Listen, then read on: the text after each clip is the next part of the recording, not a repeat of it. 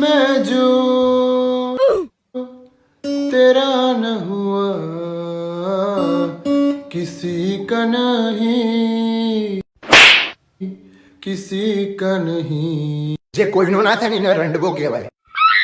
રડવા ઉપરથી મને યાદ આવ્યું, ગુજરાતી કોમ્યુનિટીની અંદર એક નવું ઇન્ફ્લુએન્સર પેદા થઈ ગયું છે કે જે રોજ મગજની માં ફાળે છે કે હાય ગાઈસ ચલો ચા પીવા, હાય ગાઈસ આજે તો મારા ઘરમાં સાપ ઘૂસી ગયો. આ બે મગજનો ભરોસો કરી નો ખેલાવાને. હું તો કહું છું ભગત નહીના જોડે જ મોકલી દે, બે જણા દાઢી વગરના ભેગા થઈને એક નવું વ્લોગ બનાવશે. હાય ગાઈસ આજે અમારી તલવારબાજી જો. आओ ना भाई मान नहीं जाऊं. हेलो मेरे बच्चे, मन के सच्चे पहनते हो 50 वाले कच्चे. શું કરતા હતા? તમને યાદ ओहो કેમ? રંડવાની વાત ચાલતી હતી ને એટલે તું શું કહેતો હતો બેટા? તમને ખબર તમને લોકોને ફોન યુઝ કરતા આવડે છે? ના હજુ મેં પેલો જ ફોન વાપરી છે. ધૂમ ચાલે ધૂમ. મારે થોડું કામ હતું તારું. ચમ તમારે શું કોમ પડ્યું? પેલું એવું જોવું તું નહીં આવડતું સર્ચ કરતો. ના હવે આટલી ઉંમરે ક્યાં.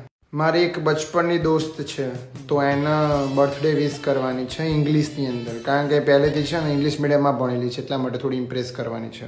અંકલ આ લીલિયાને આપો. લીલિયાએ 6 વખત IELTS ની એક્ઝામ આપી છે, એને જોરદાર ઇંગ્લિશ આવડે. આખું લીલિયા તને ફાવશે ને? એટલે હું વગર ઓપરેશન છોકરોને ડિલિવરી કરી નાખું છું ને. આ તો તોય મેસેજ છે.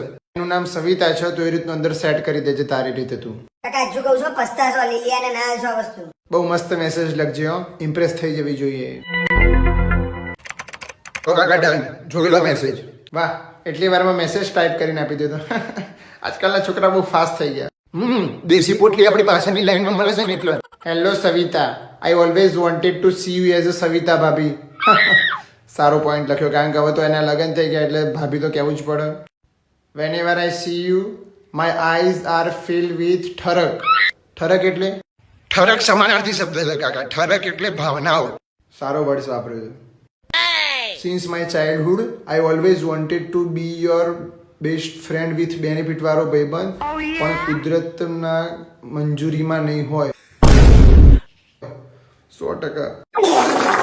આવતી બર્થડે સુધીમાં hope I can be your 69 partner. 100%, કારણ કે હવે મારા બી 69 પૂરા થઈ જશે એટલે અમે બે જોડે સેમ એજના પાર્ટનર થઈ જશે એવું ને. મસ્ત મસ્ત. Wishing you a very happy birthday dear Savita. એ આ મેસેજ સેન્ડ સ્ટોરીમાં મૂકી દઉં. ખરેખર લીલિયા હું તો તને હરામી છોકરું સમજતો હતો પણ તું તો એકદમ ઇન્ટેલિજન્ટ નીકળ્યો. નાનપણથી જ કાકા. સામેથી કોલ આવ્યો સવિતાનો. ઉપાડો. તો મેસેજ વાંચ્યો, મેં જાતે લખ્યો હતો. ગાડો કેમ બોલે?